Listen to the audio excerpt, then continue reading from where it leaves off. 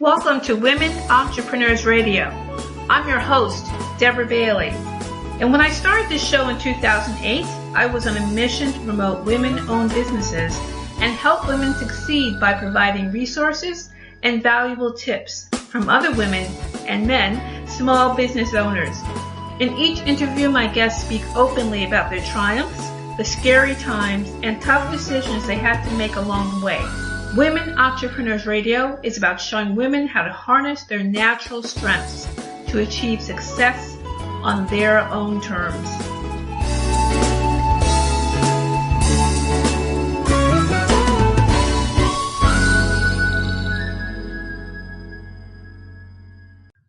Hi, everyone. Welcome to Women Entrepreneurs Radio with your host, Deborah Bailey. And if you're listening to this show on Podomatic, then I would suggest you also go to the website, womenentrepreneursecrets.com. And there you'll find links for the show on different platforms, which is, of course, including iTunes, Spotify, and iHeartRadio. So if you're listening on iTunes, I'd also ask if you could also leave a review if you've enjoyed the show, or just give it 5 stars. That's great, too. Because the more reviews, of course, will help the show be found by more listeners. And also, if you are on womenentrepreneursecrets.com, you will find many blog posts there of interest to women entrepreneurs. And there's also information about how you can become a guest if you're interested in being on the show, and also how you can contribute if you want to do any guest blogs. So it's all there. You can check it out. And you can visit my site, dbaileycoach.com, to find out more about my online courses and book coaching. So I hope you'll stop by there. And my site for my fiction is brightstreetbooks.com. And you see a list of my fiction books there that I've been publishing over the years. So hope you'll stop by there also and see what I've got. And there's also links where you can purchase the books at all online booksellers. So that's a little bit about me and the show and how you can get more information. And now I'm going to get started, introduce my guest. Trudy Stone is a certified culinary nutritionist, guest expert, speaker, and the founder of Eat, Live, and Play. She is also the author of the book Unbreakable, 7 Rock-Solid Habits to Your Perfect Weight in a Healthier Lifestyle, No Willpower Required. 5 years ago, Trudy self-hacked her own mind and body to lose 30 pounds and now helps other women to do the same. She's passionate about empowering women to build healthier habits and unlock the power of food to build a strong and vibrant brain and body without guilt or restriction. And she's appeared on CBC News, CTV, CP24, The National Post, The Huffington Post, Viva Magazine, Chow How, Daytime Toronto TV, and in Star of the Show alongside TV chef, author, and judge of Top Canada, Chef Michael Smith. So welcome to the show, Trudy. Hi, Deb. Thanks so much for having me. I'm really glad to talk to you and hear more about your book and your work. But before we get started and get more into that, if you could just share with us, your business story and what was behind you starting this business. Well, Deb, it all happened by accident. Wow, okay. It's definitely not something that I planned, and I just kind of fell into it. But, it all started with my struggle to lose weight. So that's where the story starts. So I got engaged in 2012. My husband and I went to Jamaica for a trip. And, unbeknownst to me, he got down on one knee and he proposed. So it was amazing. It was wonderful. It was beautiful. It was, he's the man I've always wanted. So that was all great. But then when I got home, I was like, oh, crap. I'm not ready to fit into a wedding dress. Like, what am I going to do here? So I decided that I wanted to lose weight. And I have a long and complicated history with weight loss, as I'm sure most women do. We tend to lose the weight and then we just gain it right back. And as a matter of fact, I think the stat is something like 97% of women who lose weight gain it back within the first year. And I was definitely in that camp. Mm-hmm. So, I decided that when I lost weight for the wedding, this time I wanted to lose it for good. I didn't want to just lose it for an occasion like I was doing before. Like I would lose it because I was going to a party or trying to, you keep Googling like how to lose 5 pounds in 1 week, right? Like, we've all done that, right? Right. Exactly. Yeah. And I said, you know what? I'm tired of this. When I lose weight, I want to lose it this time for good. I want to get off the roller coaster and I want this to be, weight loss for life. So I had just set out just to, look at different research studies to see what was working in the field of weight loss. I started consulting with a lot of experts in the industry and just kind of looking at some of their meal plans, looking at some of their protocols, some of the foods that they were using. And when I gathered all that information, I put together a plan for myself. Mm-hmm. And I put together that plan for myself and ended up losing 30 pounds. Wow. Yeah, it surprised me. It still does. Yeah, so I lost the 30 pounds. I think my goal was to lose maybe 15. I just knew that I was tired of my pants being so tight. Mm-hmm. And I want to be able to sit down comfortably without, things bulging over the top of my pants, without my pants squeezing my belly. So I thought if I lost about 15 pounds, that would happen. Mm-hmm. But yeah, so I ended up losing 30, which was fantastic. So when that happened, Deb, people started to ask me okay, well, what did you do to lose the weight? And what did you do to keep it off? Mm-hmm. So I had realized that, what? It really came down to the habits that I had. Right. But even if I just rewind a little bit more, when I was trying to lose weight and I was doing all this research, I found out that there were a lot of things that the food industry was up to that I wasn't too happy about. Mm-hmm. For example, low-fat products. I found that with a lot of low-fat products, they contain a lot of additives and a lot of sugar. Right? So you eat these low-fat products thinking you're doing something good for yourself because, you're cutting out the fat because you're trying to lose weight, not knowing that there's all these different additives in there that are actually working against you and that these products are actually designed to have you keep coming back for more. Oh, yes. Mm-hmm. So when I found this out, Deb, I was angry. Because I knew that there was a lot of women like myself who were trying to lose weight and who were turning to these products and putting their trust in these companies, to help them to lose weight, but they were just making the problem worse and they knew it. Right. So the more that I learned about weight loss was the more that I wanted to know. And I'm a little bit of a nerd in the sense that when I want to learn something more, I usually take a course in it. So in this case, I decided to take a nutrition course. And, I started to learn a lot about the power of food and the power of food to heal your body, not just to lose weight, but to actually heal your body in different areas. So when I started to lose the weight, I also noticed things like my energy increased, my skin started to clear up, and all of these wonderful things started to happen that I didn't really expect when it came to my diet. So I took a nutrition course just purely for, informational purposes to learn a little bit more. But when I got towards the end of the course, I was like, you know what? I feel like I want to do this for a living. And I want to teach women how they can empower themselves with the right foods to thrive, not only just to lose weight, but just to have that, increased energy and just feel more confident about themselves. So that's what I mean when I say I kind of fell into it by accident. That's, how it all came to be. Wow. I know, I told you, it's quite a story. Yeah, because it wasn't exactly where you were heading. Your original idea was just, well, I'm going to lose weight for this particular thing and I want to keep it off. And now it turns into something else entirely. Right. Wow. That's a fantastic story. So, why did you decide that you were going to call it Eat, Live, and Play?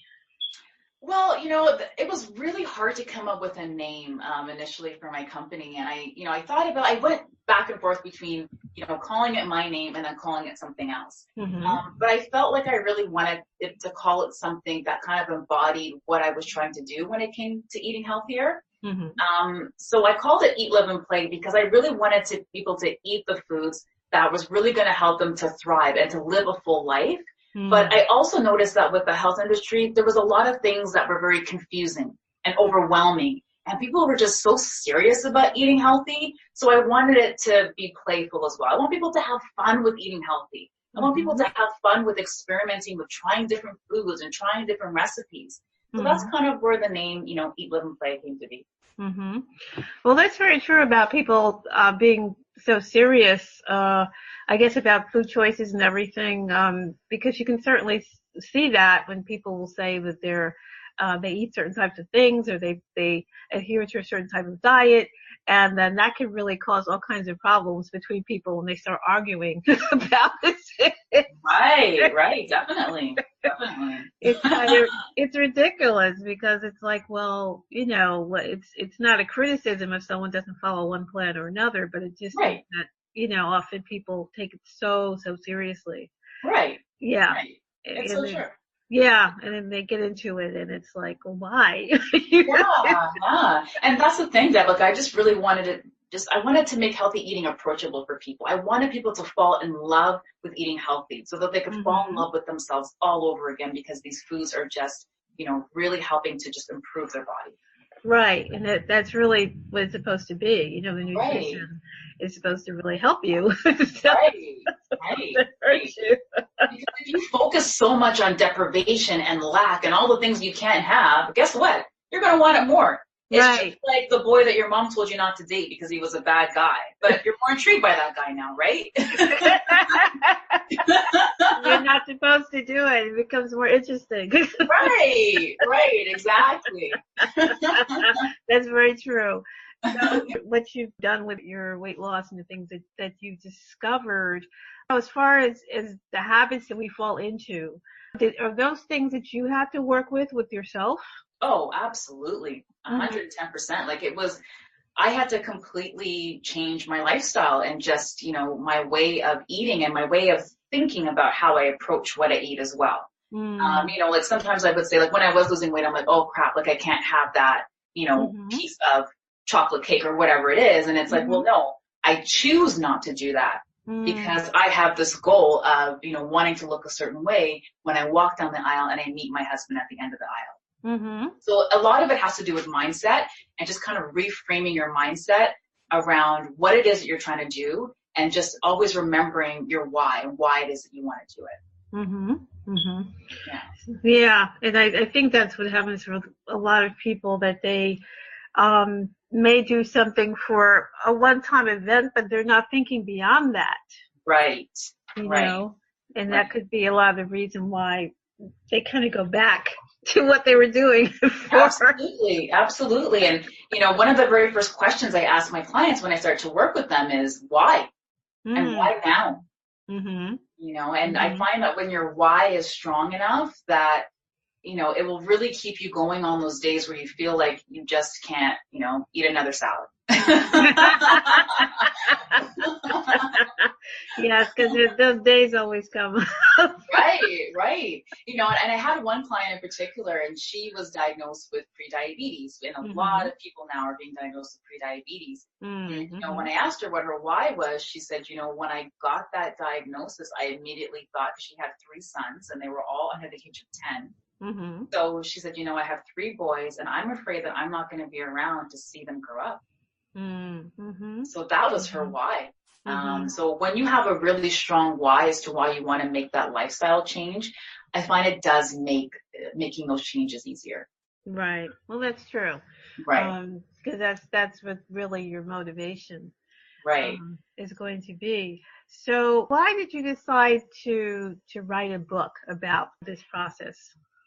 Well, I decided to write the book, Deb, because I was tired of seeing women, like I said, just losing weight for an occasion and then, not really setting themselves up for it to be a lifestyle change or a way of eating for life. So when my clients come to me and I help them to lose weight, I need it to be sustainable for them. First of all, I need it to be achievable, right? So it has to be a plan that they're actually going to stick to. And second of all, I want it to be sustainable. I want them to be able to sustain that weight loss. And when a lot of people were asking me years ago, like, well, how did you lose the weight and how did you keep it off? I said, well, you know what? It really came down to habits. So then that's when the light bulb went off and I was like, oh my God, like, people need to know this. People need to understand that habits are the things that's going to help you to lose weight or eat healthier, but to also, continue those changes and to have it be sustainable. So that's why I decided to write the book around habits, because I really wanted people to understand not only the importance of habits, but how to actually cultivate those habits to help you make healthy eating easier, and how to do it without relying on willpower. Because I think too often when we're trying to eat healthier, we rely on willpower to eat healthier. And you need to kind of remove that from the equation, because willpower is kind of like a muscle. And when you rely on it too much, it gets overused and it gets fatigued. And there are actually studies that show this. Some really interesting studies actually that show this. So that's why I decided to write the book. Yeah, and I think willpower is often something that people just, they seem like you're going against your own desires. Right. You know, I mean, if you're in a situation where you want to eat something, or you're some kind of event, and then it's like, oh, I'm just going to deny myself this thing, and it seems like it becomes even worse. Exactly. Yeah. Exactly. Yeah. So in the book I talk about that. I talk about the cue and the routine and the reward. And then just that is basically the system that you need to develop in order to be able to develop healthier habits. So the cue could be, for example, a lot of women have problems with emotional eating. So the cue could be, maybe you're feeling emotional, maybe you're feeling lonely, maybe you went through a breakup. So that's like your cue.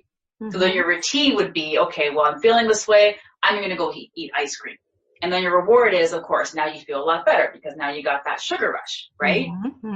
But there's studies that show that if you keep that same cue the same and the reward the same, but change the routine, you'll be successful at actually changing that habit. So that's what I talk about in the book, and that's what I help people to do. I help them to, come up with different strategies and different ways in order to change the routine. Oh, okay. So it would seem like there's just, I won't say it's simple, because it may be hard at first for the person to change that routine. It's going to be hard at first. Anything that's worthwhile is definitely going to be hard at the beginning. Absolutely. Right. But there is a way for people to kind of disrupt the pattern. Right. Yeah, and I do, share some shortcuts in the book about that too. Like, like how do you change one habit and then all your other healthy habits fall into place. So I talk about that in the book as well. So, I'm all for cheat sheets and just, having those shortcuts, like the shortcuts that you use on your keyboard. Right. So I like to have those, same shortcuts as well. And I built some of them into the book. So when you decided to, write your book, I know that a lot of times it can be daunting because you want to include everything in there, trying to figure that out, how did you decide what you wanted to put and how you wanted to set that up? Because I know that sometimes that can be a real challenge. Right. It came down to a few different things. Like, first of all, it was, the questions that I got asked most frequently in terms of losing weight and eating healthier. So, these are questions and, things that I've talked about in consult with my clients. It's, people replying to my emails that I send out on my email list and asking me questions. It's people asking me questions, slipping in the DMs on social media. It's, friends and family, all those different, points and questions that I would get from people in terms of eating healthier. So that was the one thing. And the second thing was creating an outline. And I think when writing a book, a lot of people, they don't know where to start. They might have an idea of a book they might want to write, but they just don't necessarily know where to start. Right. And I think, the great place to start is to actually write an outline. It's kind of like, look at it like a coloring book. When you get a coloring book, you have the outline, and now you just got to fill it in, right? So with writing a book, it's the same way. So if let's say you want to have, let's say you want to have 7 chapters. Okay, now you do your outline. So if you want 7 chapters, what are 7 things that you'd want to talk about? So write that down. And at first it should just be like a brain dump of like all the things that you would want to talk about in a book.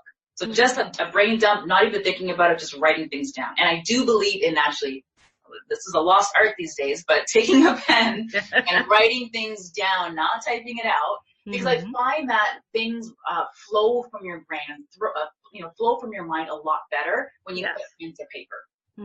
Right? So you do that, you do your brainstorming session, write everything out, and then from there now you build your outline. That's true. That's a great idea. and a very good way to do it. When you really want to talk about this thing that because a lot of times when you already know it, then you got to think, okay, what does someone have to learn, about what I already know. So I think that's great advice for anybody who is listening and feels that they would really like to be able to do something similar, and share with their clients and prospects to see how they can help them. So, advice like that is always extremely helpful. So, Trudy, could you share where people can find you and find out more about you and get your book? Sure. So you can go to eatliveandplay.com. And I actually set up a special site as well for your listeners. I'd like to give away a free chapter from my book, Unbreakable. And it's a chapter all around self-care because a lot of women neglect themselves. They're so great at taking care of other people, but neglect themselves. So you can find that free chapter at eatliveandplay.com/WER. Great. That's wonderful. And thank you so much for sharing that with the audience. And everyone, I will also put that into the show notes. So you'll see it right there if you're listening to this on any of the platforms, or also if you come to the blog, this will be posted there as well. So there'll also be the link. So there'll be many different ways for you to get to the website and check out that free chapter and find out more about this process and how it can help you. So Trudy, what is coming up for you, after I guess our conversation here? What are the things that you have planned coming up with your business? Oh, there's lots on the go. So because I'm so fascinated with the brain, one of the areas of interest right now that I'm dialing in on is brain health. Because brain health it's an interesting topic because I think with weight loss, it's easier for people to wrap their minds around losing weight because it's more tangible. It's something that we can feel, something that we can see. So if we have, let's say, for example, a muffin top, over our pants and things can't fit, that's more tangible. We can see that, we can feel that, right? So we decide to lose weight.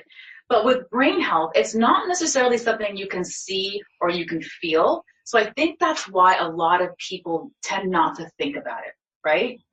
But the thing is with your brain is that when you have a healthy brain, it really helps you to achieve peak performance in every area of your life. And, specifically with, things like Alzheimer's and dementia, it's definitely on the rise.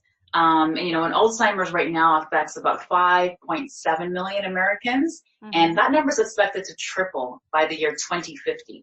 And there's a lot of interesting research coming out right now that shows that Alzheimer's specifically can actually be controlled through diet. And that when they look at brain scans of people, let's say, even in their 20s or 30s, they can start to see markers of Alzheimer's decades before they even get the first symptom. So it's really important to me to start spreading the word about brain health, the importance of taking care of our brains and eating those foods that's really going to help to improve our brain health and, avoid cognitive decline as we age. So that's what I'm talking about now a lot these days. And with that, I'm actually going to be launching a course sometime, I would say maybe in the summer of 2019, all about brain health. It's going to be heavily focused on foods to improve your memory, improve your focus, and also help to avoid cognitive decline as you age. No, that's great. So there's a lot more involved in the I guess in nutrition and everything else, and maybe than what people always talk about. Absolutely. So that's great. So we're definitely going to be keeping an eye out for that and what information that you share. And I think a lot of the issue with, food and nutrition, of course, is that people have to be so mindful when they're shopping and the kind of things that they're looking for. Right.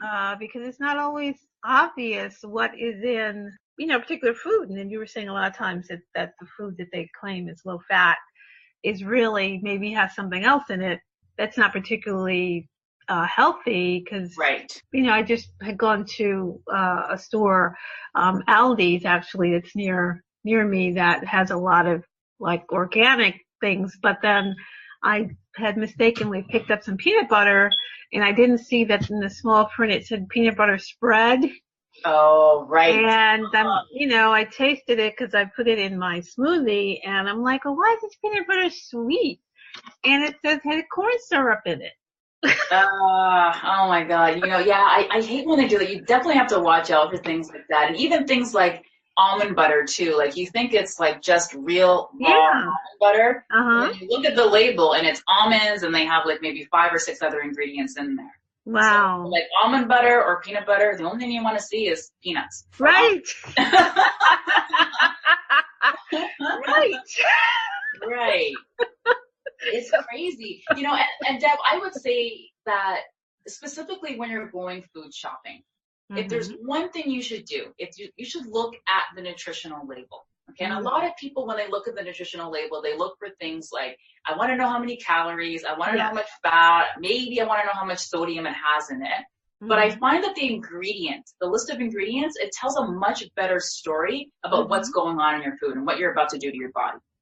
So I would say when you look at that list of ingredients, if one of the top 3 ingredients is sugar, I want you to put it back on the shelf and just walk away. Pretend you didn't see it.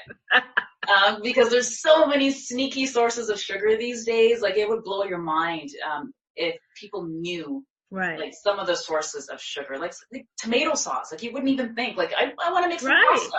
You wouldn't even think that there's sugar in your tomato sauce or sugar in your crackers or, it's crazy. So we just need to be a lot more aware. That's true, because you just don't know what's in things unless you just really sit there, when you're shopping and really scrutinize what is in those ingredients. Right. Because the things that they slip in there is amazing. Right. I know. And they're very sneaky about it. I would actually recommend another book on that if people are interested. It's called Salt, Sugar, Fat. I can't remember the name of the author. I think it might be Michael something. I can't quite remember. But in that book, he talks all about the food industry and how the food industry, like I talked about earlier, designs certain foods to make you keep coming back for more. It's a very interesting read. Wow. And then people feel bad because they're trying to do better for themselves. And then they're wondering, well, why can't I lose weight, or why do I not feel good?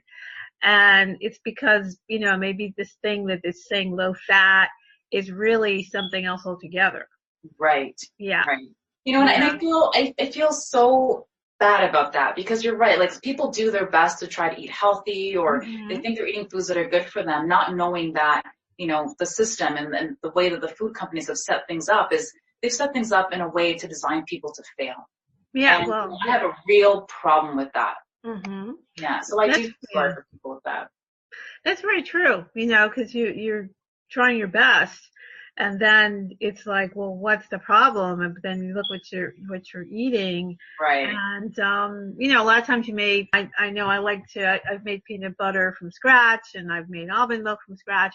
But again, everything is labor intensive. If you don't have time, or it's always a little bit more expensive. And, if you can get it, if you can afford it, there's always these little catches in there that you're like, okay, can I do this? Do I have time for this? Can I afford to get this raw material to make the thing? But then you're looking at your health and you don't want to mess that up. But unfortunately, the way, I guess society is, it's always everybody's in a hurry and trying to get somewhere. And then the time, taking care of you always is at the bottom. That's the way it is.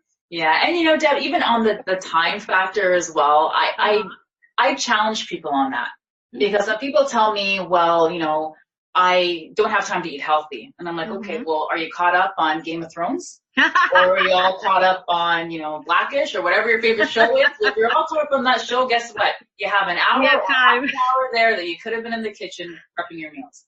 So there is time there, but you're just not making that commitment to yourself to do it. And if anything is important to us in life, we will make the time to do it. Just like we make time to watch our favorite shows, right? Well, that's very true. Yeah. That's a good point. And what I do, like when I do my meal prep on a Sunday. So on Sunday, I take some time to make some meals for the week. I don't plan every single meal for the week because that's just crazy. But I do try to do as much as I possibly can up front. And I just try to have fun with it. Like when I'm in the kitchen doing my meal prep for like, let's say if it's an hour, if it's 90 minutes, I crank the tunes up. Like I put on my 90s R&B music, or I put on, my dance hall or whatever it is, and I just crank it up, and I cook my meals. So I actually make it fun, and I make it something that I actually look forward to doing. Right. And it makes me feel good knowing that I'm spending that time setting myself up for the week. So I'm saving that time in the week. I'm saving money as well because I'm not ordering out. And I'm doing something to really help to nurture my body. Right. That's true. And then looking at all the positives, then it's worth the time that you're investing to get that done. Yeah. So Trudy, with everything that you've done and kind of in this, I guess you could say, unexpected business, what advice would you share with other entrepreneurs? I would say first and foremost, you need to have belief in yourself. And, I think a lot of people, when they think about starting a business, they always ask themselves that question. And I did too, so I know this well. Like, who am I? Who am I to start a business? Who am I to write a book? Well, who are you not to? If you have knowledge, if you have a story to share, or if you have knowledge about something, all you have to do is just be one chapter ahead of the other person. As long as you're one chapter ahead of the other person, you can write a book, you can start a business, you have something to teach. I believe that everybody has something to teach. So I think, you really need to develop that belief in yourself and try to get rid of that imposter syndrome. I think it's, it's been called. And, even Maya Angelou, she even had her own doubts as well. And I think she said something along the lines of, I think she said something like, I've written 11 books, and each time I think, they're going to find out now. I've run a game on everybody and they're going to find me out. Right? So even Maya Angelou, she even had these same fears as well. But, I think you just need to just go with your gut and just develop that belief and that faith in yourself. And, also with that, Deb, I would say, don't compare yourselves to others. Right. And this is especially important because when you compare yourself to others, like the quote goes something like, comparison is the thief of all joy. And especially in this age of social media, we look to see what other people are doing, on Instagram, and we're like, oh my God, like that looks so beautiful, or that looks so great. I could never do something like that. And you can't compare somebody else's chapter 10 to your chapter 1. Right. It's just not fair. You're not setting yourself up for success when you do that. So I think you just need to really appreciate the journey and, stop thinking that you need to be further ahead. You're exactly where you need to be. Wow, that's great advice. Yeah.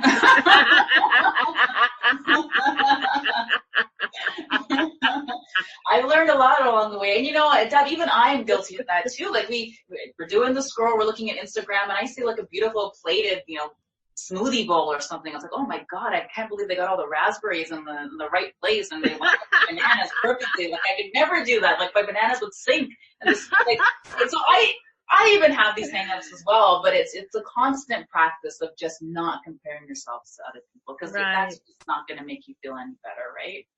Well, that's true. And that's kind of funny because I always say that, like I like photography and everything. And I was saying, sometimes people will share what they're eating and you could tell that it's just an average picture because you're like, oh, that looks interesting. But then when it's all like nice and lighted and all the things that people do when they style food, it looks wonderful. And you're like, how come my plate doesn't look like that? Right, exactly. Well, if you look at some of my earlier photos on my blog, they were horrendous. But guess what? Like that's what I knew at the time and that was my starting place. But you work on it and you practice on it until you get better and better and better. You're not going to start out as an expert like on day one. You have to just put in that work and that time to just be better and better and you'll get there. But you just have to appreciate the journey along the way. Yes. And that's very true. Because like you said, there's a lot a lot out there that someone starting out, particularly in the business, may look and go, oh, I don't look like that. I don't have those content like that, and think somehow you have to start at that level. And that isn't true at all. Right. You know, most people at that level definitely didn't start that way. Exactly. So yeah, don't put yourself through all that. And you don't start because you think, oh, I can't be that. You know, right. That's great advice, and people really have to start where they are. Just start somewhere. Yeah, that's true. That's true. I think that's wonderful advice. And so are you like really, I guess, surprised now to see how far you've come and what you've established when you really weren't planning? Oh my God. Absolutely. Like every once in a while I catch myself and I'm like, oh my God, like I can't believe like, you know, how much has happened since I started my business and how many things I know now that I didn't know before. And, you know, even when people ask me questions about starting a business, I'm like, how do I start a website? How do I get on the internet? Right. Yeah. You know, and these were the same questions I had as well in the beginning. I was like, okay, yeah, I wouldn't mind starting a blog or a website, but I don't even know like how to do that. Like, where do I start? Like, Blogger, WordPress, what's WordPress? Like, how do I make it work? Like, so these are all the questions I had. And so, you know, to see it now, because I actually do some web design now on my own website, but it was a long road to get there. Like, I didn't start out knowing all this stuff. Right. I read a lot. Right. But it's so much easier now, I think, you know, to start a business than it was before. I think there's a lot more tools and resources now that's making it a lot easier for entrepreneurs if you really want to start a business. Yes, you're right. There really are a lot more than were out there. You know, I think even around let's say around 2008, when, you know, the financial meltdown, a lot of people started to kind of reconsider what they wanted to be doing. And even at that point, there wasn't as much as there is right now, where you can get much more information, and with the technology, you could probably be a lot further ahead in the things that you create, and particularly, you know, creating books or websites or courses. There's a lot more tools out there now. So it is, you know, much easier for the person to at least even get a start. Right. Than it was, you know, not really too long ago, when you really had to try to find information the best you could. And you know, if it wasn't something you were familiar with, you're not even sure where to start to look for it. Absolutely. Yeah. You know, so it is a much better deal right now, I think, for those people who really want to get out there. So, Trudy, this has really been a fantastic conversation, and you know, just learning about how you started and all the things that you're doing, and your book. I think it's you know, really great for you to share that, and for those folks who either, you know, are interested in their own health journey, or maybe looking themselves to see how they can start something. You know, it's always good to hear someone's experience. So do you have any final thoughts to share with the audience? I just think, you know, I want to maybe say something about writing a book, if I could, as well. Sure, yes. I think, you know, another question I get from people is, how do you have the discipline to write a book? Like, how did you make the time to write a book? You know, and with that, I would say you just need to find a system to make it more manageable, right? If you look at it as this big, scary thing, you're going to procrastinate and you're not going to get off the couch. True. So what I did with writing my book, and something I suggest that people do, whether they're writing a book, whether they're starting a business, or whether they have a goal that they really want to achieve, is time blocking. So, and that's exactly what it sounds like. It's just taking your calendar on your iPhone or on Android, if you have an Android, and, you know, just designating certain time blocks each and every day to accomplish a task or to work towards something. So when I was writing the book, I would plug in, you know, like 3 hours a day. I would put, you know, writing my book, and I'd block it off, let's say from like 6 to 9. And I would just work on my book during that time spot, and just really like holding that time spot sacred to make that commitment to myself to actually follow through to do it. Yeah, that's a great idea, because then that's also another way for you to stay organized and disciplined in what you're doing and make sure that you get it done, because otherwise sometimes just trying to fit something like that in to a schedule, it can be really hard. And, Right. you know, writing a book especially can be very intimidating, but if you just do it in those small chunks, if you will, then that really helps you to be able to do a little bit at a time. And then you have something accomplished and you don't even realize that just doing it step by step can really add up. Absolutely. Yeah. It gives you that momentum to keep going. Yes, that's true. So that's great advice for, I think, anything you want to tackle, I think. So that's perfect. That's perfect. Perfect. As a, you know, writer myself, I think that's perfect advice, because there are often times that I have to do that myself because there's just no time to, you know, to do the writing I might want to do. And you feel like you have to do something, even if it's just a few minutes that you can get in there. It all adds up. It really Absolutely, does. yeah, definitely. So it's definitely something good to do. So really, Trudy, this has been a wonderful conversation. Of course, Thanks. It's gone by so quickly. I love chatting with you too. This has been awesome. So I'm so glad to have you come and share about your company and how you got started and give a few tips about how people can, you know, really start to make some positive changes. And so thanks again for joining us today. Oh, thanks for having me, Deb. Everyone, I know that you really enjoyed this show today, so please make sure that you stop by Trudy's website, and also don't forget the free chapter. And as I said, that will be in the show notes, so you can have everything there for you to find out more, and also to find Trudy's book.